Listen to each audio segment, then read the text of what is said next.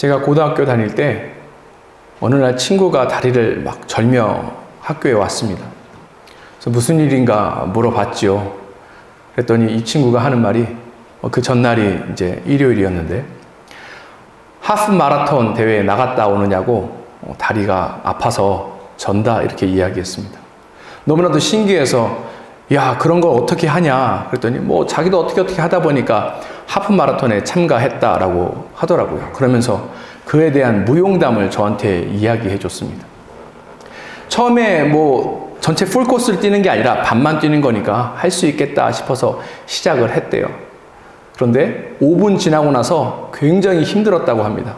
그런데 사람들이 그렇게 이야기해요. 마라톤이 세상에서 가장 고통스럽고 어려운 스포츠다라고 이야기해요. 그도 그럴 것이 계속 쉴 새 없이 뛰어야 하는 거잖아요. 그래서 막 뛰다가 너무 힘들어서 에이 조금만 더 뛰고 그만 포기해야겠다라고 생각했다라고 해요. 그런데 포기할 때쯤에 물을 주는 거예요. 그래서 저 물이나 한 잔 마시고 포기해야겠다 하고 물을 딱 마셨더니 갈증이 해소되면서 또 뛸 수 있는 그런 마음과 힘이 생겼다고 합니다. 그래서 또 막 뛰니까 또 한 5분인가 지나고 나서 또 힘들어지기 시작했대요. 그래서 아유 이제 또 그만 포기해야겠다. 근데 포기하려고 마음 먹으면 눈앞에 또 물이 있더랍니다. 그래서 또 물을 마시고 나서 이제 포기할까 생각했더니 또 그 물로 인해서 또 체력이 회복되었다는 거예요. 그래서 그 다음부터 뛰는 내내 힘들 때마다 저 물이 나를 기다리고 있다. 조금만 더 가면 물이 있겠지라고 생각하면서 자기도 모르는 사이에 완주했다라고 하더라고요. 그 친구에게 있어서 물이 소망이었던 거예요. 그 물 때문에 그 물에 대한 소망을 가지고 있었기 때문에 그 어려운 것들을 극복할 수 있었다라고 이야기하고 있습니다. 우리 삶에 어려움이 있지요. 우리 삶에 고난이 찾아옵니다. 그런데 우리는 이와 같은 어려움들, 고난이 생겼을 때에 이것을 극복할 수 있는 소망이 있는가? 이 시간을 통해서 한번 생각해 봤으면 좋겠어요. 우리 힘과 능력으로 하는 것이 아니라 우리 가운데 소망이 있을 때 그 소망이 우리를 이 어려움과 고통 속에서 지키고 인도한다라는 의미입니다. 근데 우리가 소망을 이야기할 때에 헛갈려 하는 게 있어요. 소망과 소원은 같습니까? 다릅니까? 완전히 다른 거예요. 어떻게 다른가? 소망은 어떤 실체가 있습니다. 근데 소원은 아무런 실체가 없어요. 우리가 힘들고 어려울 때 누군가 이렇게 말하고 격려할 수 있습니다. 괜찮아, 잘 될 거야. 괜찮아, 좋은 일이 찾아올 거야. 이것은 소망입니까? 소원입니까? 이것은 소원이에요. 실체가 없기 때문에 그렇습니다. 근데 우리가 힘들고 어려울 때 누군가가 와서 이와 같이 이야기합니다. 괜찮아, 주님께서 함께 하실 거야. 주님께서 끝까지 이길 수 있도록 도우실 거야. 이것은 소망입니까? 소원입니까? 소망이죠. 왜냐하면 우리 주님이라는 실체가 있기 때문에 그렇습니다. 오늘 본문의 내용은 우리에게 소망이 있다라는 것을 사도 베드로가 흩어진 성도들에게 이야기해 주고 있습니다. 이 소망이 중요한 이유가 무엇인가 하면 이 소망 때문에 우리는 우리에게 닥친 어려움들, 고난을 이겨낼 수 있을 뿐만 아니라 동일한 어려움에 있는 자들에게 또한 이 소망을 줌으로 인해서 그들이 용기를 얻고 살아갈 수 있기 때문에 그렇습니다. 소망을 품고 사는 삶은 그래서 우리에게 굉장히 중요해요. 소망을 품고 우리가 살아갈 때에 그때 우리 삶 속에 일하시는, 역사하시는 하나님을 우리가 비로소 경험할 수 있기 때문에 그렇습니다. 그렇다면 이 소망이 어떻게 우리 삶을 도울 수 있는지에 대해서 이 시간 함께 살펴보기를 원합니다. 첫 번째, 우리에게 소망이 있습니다. 그래서 우리는 첫 번째 소망을 선포합니다. 제가 초등학교 다닐 때 제 동생이 학교만 갔다 오면 막 울었습니다. 이유는 제 동생을 괴롭히는 그 친구가 그 반에 있었기 때문에 그래요. 근데 저희 집 근처에 살았습니다. 동생이 학교 갈 때마다 힘들어하고 우니까 이게 집에 문제가 됐었어요. 근데 그 문제를 해결할 수 있는 방법은 여러 개 있었습니다. 제가 원하는 방법이 있었어요. 그것은 저희 어머니나 아버지가 직접 그 집에 가서 따지고 혼내주는 거였어요. 근데 저희 어머니는 다른 방법을 선택하셨습니다. 그게 뭐냐면 그 친구를 저희 집에 초대해가지고 생일상 같은 상을 잘 차려주고 선물도 주고 하는 거예요. 저는 그게 이해가 되지 않았어요. 그래서 제 어머니한테 불평했습니다.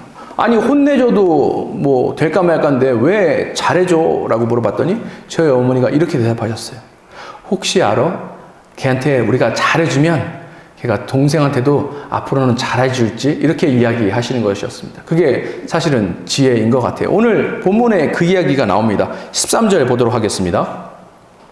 또 너희가 열심으로 선을 행하면 누가 너희를 해하리요. 그렇죠? 우리가 선행하고 우리가 좋은 일을 행하면 상대방이 우리에게 당연히 잘해주죠. 가는 말이 고우면 오는 말도 고운 것 아니겠습니까? 미국 사람들이 늘 웃으면서 다니잖아요. 근데 그런 이유가 있다고 하더라고요. 왜냐하면 미국은 개척 역사였었잖아요. 근데 땅을 개척하다 보니까 뭐 주변에 강도를 만날 일도 있고 또 여러 가지 다툼이 생길 일도 있고 그래서 서로 마음에 맞지 않으면 뭐 서부 영화 보면 막 총 쏘고 막 그런 일들이 있었대요. 그래서 미국 사람들은 낯선 사람을 볼 때 내가 당신의 적이 아니고 친구입니다 라는 의미로 웃는다는 거예요. 그렇죠? 미국 사람들 눈 마주치면 잘 웃어요. 웃는 얼굴에 침 못 뱉는다 라는 것을 미국 사람들도 아는 것 같습니다. 항상 이게 워킹 하는가 그러지 않을 때도 있더라는 거예요. 우리가 살면서 착한 일, 좋은 일 할 때 우리가 착하고 좋은 일하고 착하게 산다고 늘 우리가 선대받고 늘 우리 삶 가운데 어려움이 없습니까? 그런 것이 아니라는 거예요. 14절 상반부 보도록 하겠습니다. 그러나 의를 위하여 고난을 받으면, 이 의미는 무엇인가? 의를 위하여는 예수님을 믿는다는 것을 의미하는 것이죠. 성도들이 신앙생활을 하다가 보면 고난이 찾아온다는 거예요. 우리가 선행을 하고 좋은 일을 하고 또 하늘의 뜻에 맞게끔 살아도 고난이 우리 삶 가운데 찾아올 수밖에 없다는 것입니다. 이 고난에 대해서는 제가 지난 몇 주 동안 설명을 드렸습니다. 근데 사실 지금 이 흩어진 성도들이 당하는 것이 단순한 고난과 어려움의 차원을 넘어서요. 우리가 고난이라고 이야기하지만 고난보다는 뭐예요? 탄압입니다. 지금 예수님 믿기 때문에 흩어진 성도들은 탄압받고 있는 거예요. 우리 지구 역사상 보면은 탄압을 하는 그러한 역사들이 많이 있습니다. 그 중에 잘 알려진 것 중에 하나가 무엇인가 하면 2차 세계대전 때 히틀러로부터 탄압받았던 유대인들이 있었어요. 그 당시에 유럽의 유대인들의 숫자가 900만 명 정도 되었다고 합니다. 그런데 히틀러에 의해서 살해된 유대인의 숫자가 600만 명이래요. 약 3분의 2가 희생이 된 거예요. 이들이 탄압받은 이유는 딱 하나입니다. 왜 탄압받았어요? 유대인이라는 이유 하나로 탄압받았습니다. 이들이 선대하고 선행을 하고 좋은 일을 많이 하면 그 탄압에서 벗어날 수 있습니까? 아니에요. 이들이 마주치는 사람에게 인사하고 미소를 띈다고 이들이 살아날 수 있었어요? 아닙니다. 이들이 유능하면 이 탄압으로부터 이겨낼 수 있습니까? 아니죠. 이들이 부자면 이 탄압으로부터 보호받을 수 있었어요? 그것이 아니었다라는 거예요. 우리가 예수님 믿기 때문에 어쩔 수 없이 우리 삶 가운데 찾아오는 고난, 고통, 탄압이 너무나도 많습니다. 우리는 종교의 자유를 가지고 있는 나라에서 살고 있어요. 한국도 그렇고 미국도 그렇죠. 그러니까 우리가 예수님 믿는 것 그 자체로 탄압받는 경우는 적긴 합니다. 그렇다고 우리 삶 가운데 어려움이 없는 것은 아니에요. 신앙을 지키고 믿음을 지키고 살아가는 것이 그냥 쉬운 일은 아닙니다. 왜요? 양심을 우리가 신앙의 양심을 지켜야 될 일들이 있기 때문에 그런 거예요. 모두 다가 편법을 저지르고 불법을 저지르고 그래서 어떤 이익을 얻고 할 때 우리는 그것에 참여해야 합니까? 하지 말아야 합니까? 하지 말아야 되죠. 왜요? 우리는 예수님 믿는 사람이기 때문에 그런 거예요.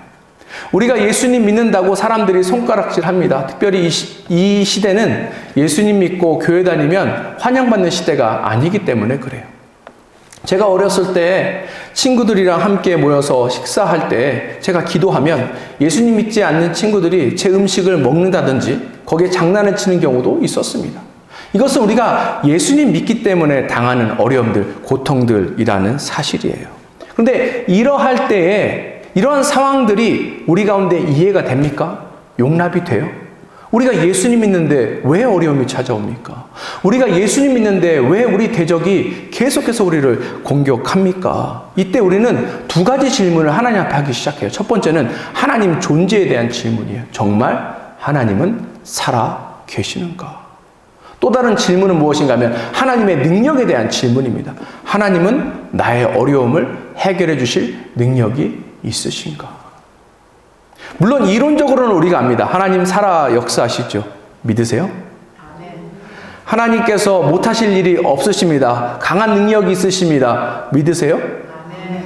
그런데 살아 역사하신 하나님, 큰 권능 가신 하나님께서 우리 삶에도 그렇게 그 모든 것들을 보여주시는가?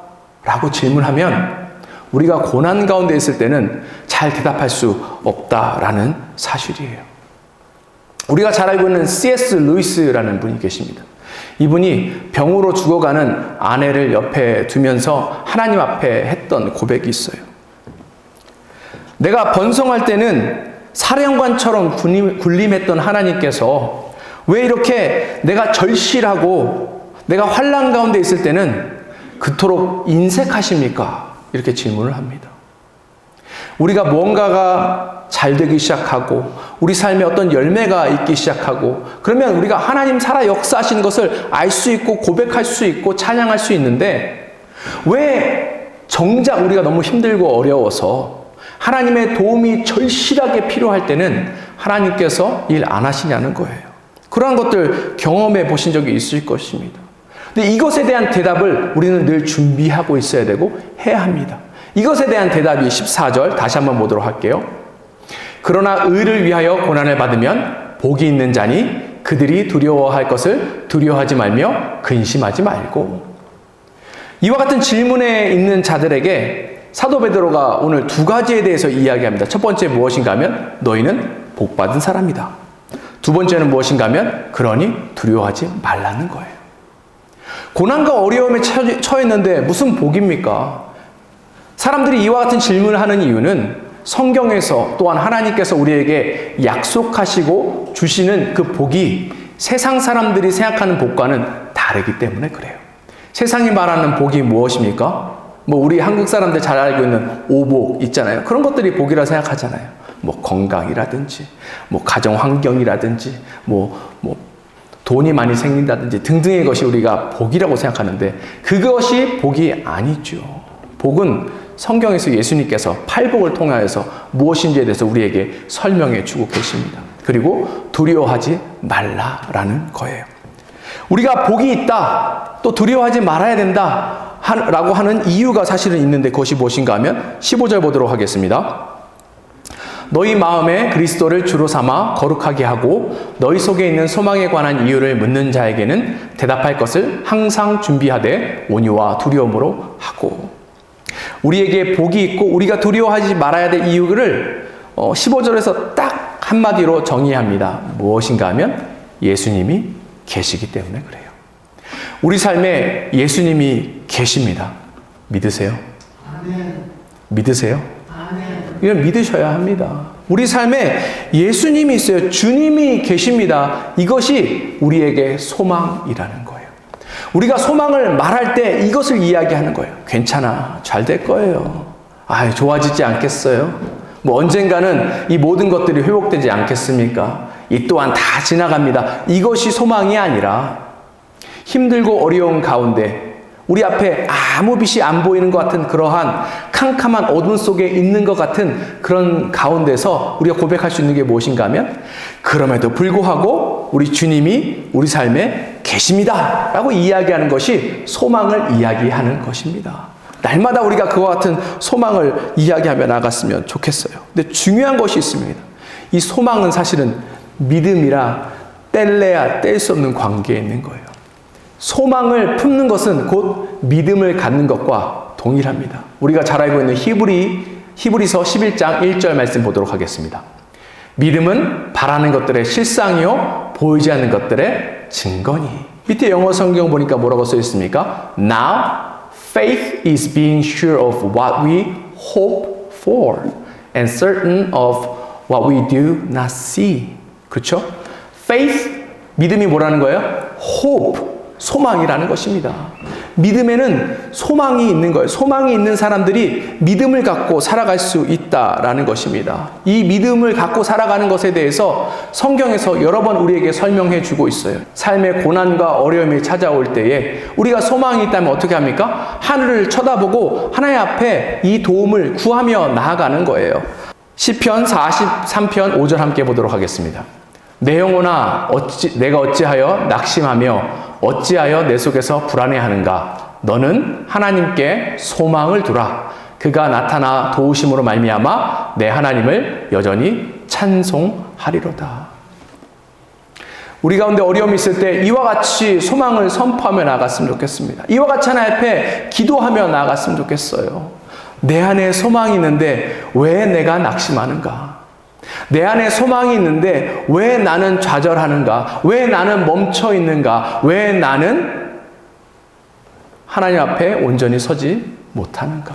이와 같은 고백으로 우리가 소망을 선포할 때에 우리 영혼이 살아날 줄 믿습니다. 그뿐만 아니라 우리가 이와 같이 고백할 때에 우리와 동일하게 어려움 속에 있는 자들이 그 가운데 소망을 얻고 회복될 줄 믿습니다. 소망이 우리 삶 가운데 놀라운 일을 행하실 것입니다. 우리에게 소망이 있습니다. 그래서 첫 번째 우리는 소망을 선포합니다. 그리고 두 번째 우리는 소망을 살아냅니다. 어려움이 찾아오고 고난이 찾아오면 우리 안에 자연스럽게 드는 감정이 하나 있어요. 그것이 무엇인가 하면 두려움이에요. 이 두려움에 대해서 다시 한번 살펴보기를 원하는데요. 14절 하반부 보도록 하겠습니다. 그들이 두려워하는 것을 두려워하지 말며 근심하지 말고. 지금 사도 베드로가 이 두려워하는 것에 대해서 이야기하고 있는데 이것은 무엇을 이야기하냐면 이사야 8장 14절에 있는 내용을 가지고 온 거예요. 그럼 우리가 이사야 8장의 내용에 대해서 이해를 먼저 해야겠죠. 이때 이스라엘은 어떤 상황이냐면 한국과 같이 남과 북이 나눠진 상태에 있습니다. 이사야 선지자는 이 남쪽에 살고 있는 남유다 사람이었어요. 근데 이때 어떤 일이 있었냐면 북쪽에 있는 이스라엘과 그 옆에 있는 아람이라는 나라가 둘이 협공해서 남유다를 공격하고 괴롭히고 있는 그 가운데 있는 거예요. 거기서 멈추는 것이 아니라 이 당시 남유다 왕을 갈아치우려고 하는 그런 상황 가운데 있는 것입니다. 남유다가 북이스라엘과 전쟁하고 대치할 때 혼자 힘으로도 이게 어려운데 그 당시 아람이라는 나라가 합세하니까 이 유다 입장에서는 이 버틸 수 없고 견딜 수 없는 그런 고통 가운데 있는 거예요. 근데 만약에 우리가 그와 같은 상황에 처해 있다면 우리는 어떻게 행동해야 할까요? 이 당시에 이 남유다도 이 찾아온 어려움을 해결할 수 있는 방법들이 있었어요. 우리가 소위 이야기하는 국제 정치, 국제 관계적인 그런 해법을 제시할 수 있습니다. 그게 뭐예요?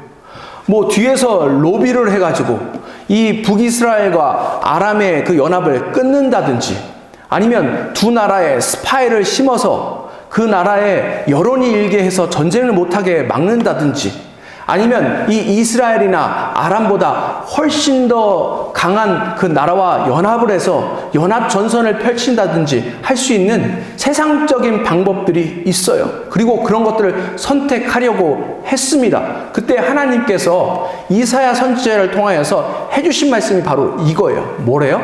두려워하지 말라. 이 뜻은 무엇입니까? 다른 것 의지하지 말고 우리 하나님만 의지해라 라고 이야기하시는 거예요. 그렇다면 하나님만 의지한다는 의미는 뭐예요? 이제 유다가 결단하는 것입니다.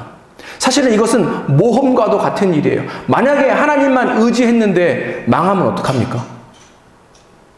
다른 수를 쓸 수 있었음에도 불구하고 쓰지 않고 믿음만 지켰는데 만약에 상황이 악화되면 어떡해요? 우리 안에는 그런 두려움이 있는 거예요. 그런데 이 남유다는 하나님이 주신 이 말씀을 붙들고 실제로 하나님만 의지해서 승리하게 됩니다.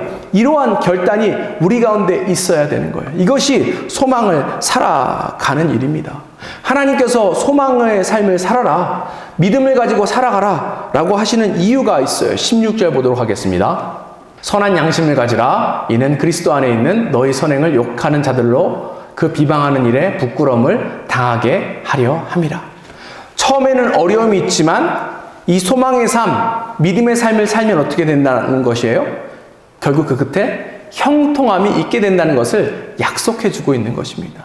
우리가 소망을 품고 살아가야 될 이유가 여기에 있는 거예요. 우리가 소망을 품고 믿음을 가지고 온전히 살아가게 되면 우리 삶에 하나님께서 형통한 삶을 인도하십니다. 근데 우리가 이 형통이라는 단어에 대해서도 오해하는 것이 있어요. 모든 것이 하는 것이 일사천리로 잘 되고 늘 승승장구하는 것이 형통한 일일까요? 뭐 세상 사람들은 그렇게 이야기할 수 있습니다. 근데 성경적인 형통은 조금 달라요. 이 형통이라는 그 성경적인 의미는 무엇인가 하면 밟고 건너간다는 의미가 있습니다. 무슨 뜻인가 하면 높은 산을 밟고 넘어가는 것이 형통이에요. 굽이굽이 있는 길을 밟고 넘어가는 것이 형통입니다. 눈앞에 있는 장애물을 밟고 넘어가는 것이 형통이에요. 눈앞에 큰 물이 있는데 징검다리를 밟고 건너가는 게 형통입니다. 그렇다면 큰 대로로 가서 승승장구하고 아무 일 일어나지 않는 것이 형통입니까? 아니죠. 고난과 아픔과 고통이 있지만 그것을 지나가는 것이 형통이라고 이야기하고 있어요. 성경에 가장 형통한 삶을 살았던 사람 중에 한 대표적인 인물이 있습니다. 그의 이름은 바로 요셉이에요. 요셉이 형통한 사람입니다.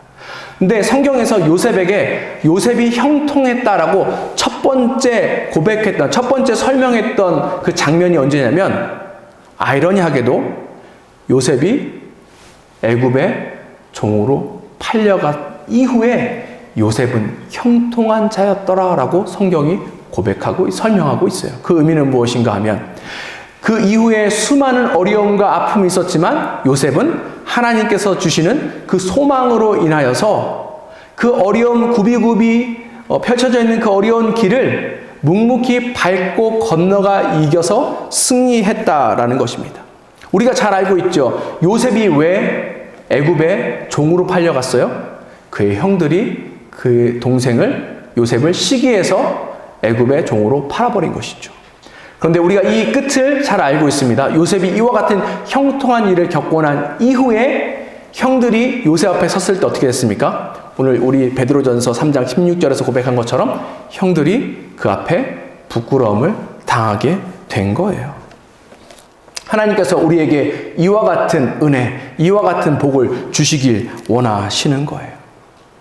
16절을 보니까 그래서 믿음을 지키고 사는 삶, 소망에 따라 사는 삶에 대해서 이야기하는데 이것이 뭐라고 이야기합니까? 선행하는 거예요. 선행이 뭐예요? 불쌍한 사람 도와주고 뭐 이렇게 하는 게 선행입니까? 그런 것도 선행이지만 이 성경에서 오늘 이 본문에서 선행을 뭐라고 이야기하냐면 이 앞에 보니까 무엇이 있어요? 선한 양심이 있습니다. 그리고 15절 한번 보여주세요. 15절 뒤에 보니까 온유와 두려움이 선행이라고 이야기하고 있습니다. 우리가 온유한 삶, 두려워하는 건 누굴 두려워하는 거예요? 하나님을 경외하는 것이죠. 하나님을 경외하는 삶, 선한 양심을 가지고 사는 삶, 이러한 삶이 선행을 하며 사는 삶입니다. 이러한 삶이 믿음을 지키며 나가는 삶이에요. 이러한 삶이 소망을 붙들고 살아가는 삶입니다. 이 가운데 놀라운 은혜가 일어나기 시작하는 것입니다. 그런데 우리가 오해하지 말아야 될 것이 우리가 온유한 삶, 하나님 경외하는 삶, 선한 양심을 가지고 사는 삶을 살면 우리 삶에 있는 문제, 어려움들 해결할 수 있다는 거예요? 아니에요. 그것을 초월하는 지금 이야기를 하고 있는 것입니다. 17절 보겠습니다. 선을 행함으로 고난받는 것이 하나님의 뜻일진데 악을 행함으로 고난받는 것보다 나으리라. 무슨 이야기 하고 있습니까? 고난이 하나님의 뜻이래요. 우리의 어려움이 하나님의 뜻이다 라고 이야기합니다. 그렇다면 우리가 선한 행실을 하는 것, 그래서 온유한 삶을 살고 하나님을 경외하고 선한 양심을 산다고 우리 안에 있는 문제가 해결되지 않을 수도 있다라는 거예요. 그럼에도 불구하고 이와 같은 삶을 살아라 라고 이야기하는 이유가 무엇인가 하면 이와 같이 우리가 살아갈 때에 우리 고난을 통해서 하나님이 일하시기 시작한다라는 것입니다. 하나님의 영광이 가득 넘치게 된다는 것을 의미하는 거예요. 우리가 고난을 당했기 때문에 이 고난 가운데 일하시는 하나님을 우리가 만날 수 있는 것입니다. 우리가 어려움을 겪기 때문에 이 어려움을 극복할 수 있는 힘, 은혜를 하나님으로부터 얻을 수 있다라는 거예요. 그래서 소망을 우리가 품고 있기 때문에 소망 품는 사람답게 믿음의 길을 그래서 걸어가라 라고 하나님께서 이야기하시는 것입니다. 그러면 하나님께서 우리에게 찾아오셔서 놀라운 일을 행하여 주신다라고 이야기하시는 거예요. 아멘. 요즘 한국이 세계에서 아주 부상하고 각광받고 있습니다. 많은 외국인들이 한국에 여행 오고 한국에 오고 싶어 해요. 그런데 한국을 방문하는 그 외국인들이 공통적으로 놀라는 부분이 하나 있다고 합니다. 무엇인가 하면 한국 사람들이 카페에 앉아 있다가 자기의 핸드폰이나 랩탑을 그 자리에 그냥 두고 자기 볼일 보러 간다는 거예요. 외국에는 그렇게 하지 않습니다. 왜 그렇죠? 네, 누가 씹어갑니다. 그건 가져가라는 뜻이에요. 그런데 한국은 그렇게 놔둬도 아무도 그것을 가져가거나 터치하지 않아요. 그래서 외국 사람들이 그것을 보고 뭐라고 얘기하냐면 충격적이다 라고 이야기합니다. 충격적이다. 그 의미는 무엇인가 하면 이들의 삶이 우리의 삶과 다르다.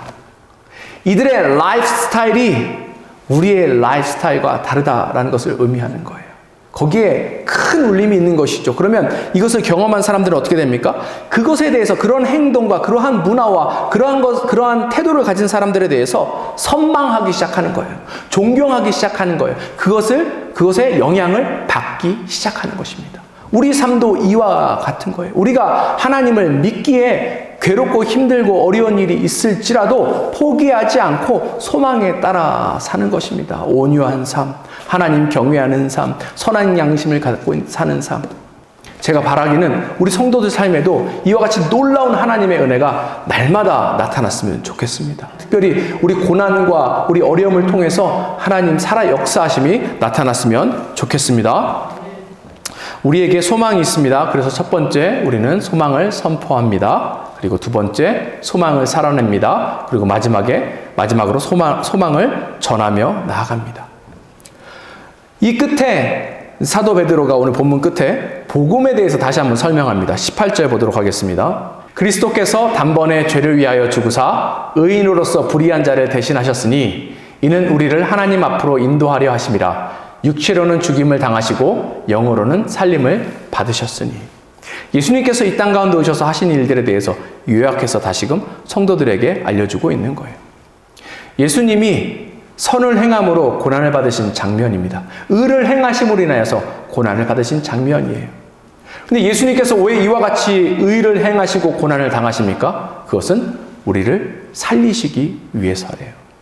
예수님께서 우리의 모든 죄를 짊어지시고 십자가에 못 박혀 돌아가셨습니다.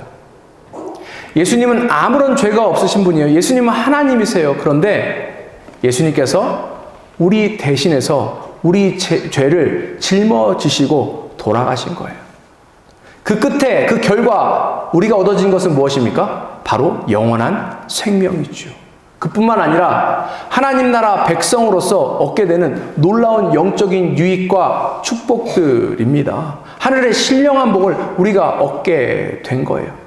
사도 바울이 지금 다시금 이 복음을 선언한 이유가 있습니다. 그것이 무엇인가 하면 예수님께서도 고난을 받으신 이유가 이와 같이 고난을 통해서 다른 사람의 생명을 살리기 위하셨던 것인 것처럼 우리의 고난도 우리의 고난을 통해서 다른 영혼을 살리고 다른 영혼을 하나님 앞에 돌아오게 하는 데에 하나님께서 쓰시고 싶다는 것을 이야기하시기 때문에 그런 것이에요. 우리 인생에 있어서 가장 중요한 일이 무엇일까요? 우리 인생에서 가장 중요한 것이 우리의 이름을 내는 일입니까? 어느 일정한 부분에서 성공하는 거예요? 아니면 돈을 많이 버는 것입니까? 최근에 제가 교제하고 있는 한 분이 저에게 노후 준비는 어떻게 해요? 이렇게 물어봤습니다. 제가 충격받았어요. 충격받은 이유는 두 가지입니다. 첫 번째, 그것을 질문한 분이 저와 같은 또래인데 아니 벌써 40대에 노후를 준비해야 된다는 거야? 라는 충격과 또 다른 충격은 무엇인가 하면 저 사람은 그 질문한 것을 보니까 그걸 준비하고 있는데 저는 아무런 준비가 되어 있지 않는 것 때문에 충격을 받았습니다. 이 땅에서 성공하고 노후를 잘 준비하고 그래서 평안하게 살고 좋은 거 먹고 좋은 차 타고 좋은 집 살고 때가 되면 여행 가고 좋은 거 보고 누리고, 이것이 우리 삶의 목표입니까? 우리가 그런 것을 얻기 위해서 신앙생활을 하는 것인가요? 우리에게 그런 것 하나님께서 주시기 위해서 예수님께서 이 땅에 오셔서 십자가에서 피 흘려 돌아가셨을까요? 아니에요. 우리가 땅의 일에 관심을 갖고 집중하는 순간 우리는 땅의 일을 생각하고 땅의 일 때문에 염려하고 근심할 수밖에 없습니다. 우리가 당하는 고난 곰곰이 한번 생각해 보세요. 이게 땅의 일에 대한 염려 때문에 찾아온 것인지 아니면 정말 영적인 것에 찾아오는 것인지, 우리가 갖고 있는 염려와 근심들은 이 땅의 것에 대한 염려 때문에 찾아오는 것이 사실은 훨씬 더 많습니다.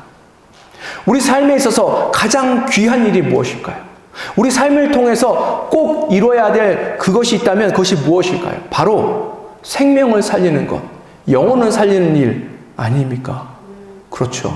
우리 삶을 통해서 많은 영혼이 하나님을 알아가고 예수님을 고백하고 예수님을 믿고, 그래서 하늘나라, 하나님 나라의 가치관으로 살아가게 된다면 이것보다 더 큰 것이 어디 있겠습니까? 이 일 가운데 우리 인생을 하나님께서 사용하신다고 이야기하시면 그것이 얼마나 큰 영광이 되겠습니까? 하나님께서 우리에게 이와 같은 삶을 살라라고 이야기하십니다. 때를 얻든지 얻지 못하든지 때는 다가옵니다. 하나님이 계획하신 시간은 다가오는 거예요. 그렇다면 우리는 뭘 해야 되는 거예요? 날마다 우리가 어떻게 살아갈 수 있는지에 대해서, 생명을 어떻게 얻을 수 있는지에 대해서 우리 삶을 통해서 세상 가운데 전하며 나아가는 것입니다. 우리를 통해서 수많은 사람들이 예수를 믿으면 얼마나 좋을까요? 우리 교회를 통하여서 수많은 사람들이 예수를 믿으면 얼마나 좋을까요? 늘 제가 꿈꾸고 소망하는 일입니다. 우리를 통하여서 하나님께서 더 많은 영혼들을 살려주시기를 간절히 기도합니다. 말씀을 마무리하고자 합니다. 인생은 사실은 고난의 연속입니다. 예수님 믿는다고 삶의 어려움이 영원히 사라지는 것은 아니에요. 고난이 인생 가운데 떠나는 것도 아닙니다.